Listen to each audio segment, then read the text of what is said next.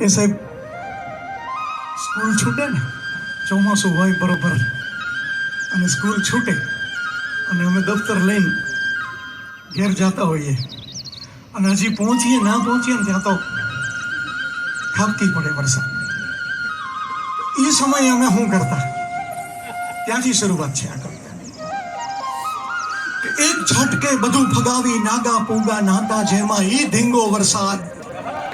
એક ઝટકે બધું ફગાવી નાગા પૂગા નાતા જેમાં ઈ ધીંગો વરસાદ. તમે જો ડિલીટ કરીને દેખાડો તો હાચા માનો. સાહેબ ડિલીટ નો કોઈ વિકલ્પ ન મળે શબ્દ. એક ઝટકે બધું ફગાવી નાગા પૂગા નાતા જેમાં ઈ ધીંગો વરસાદ. તમે જો ડિલીટ કરીને દેખાડો તો હાચા માનું.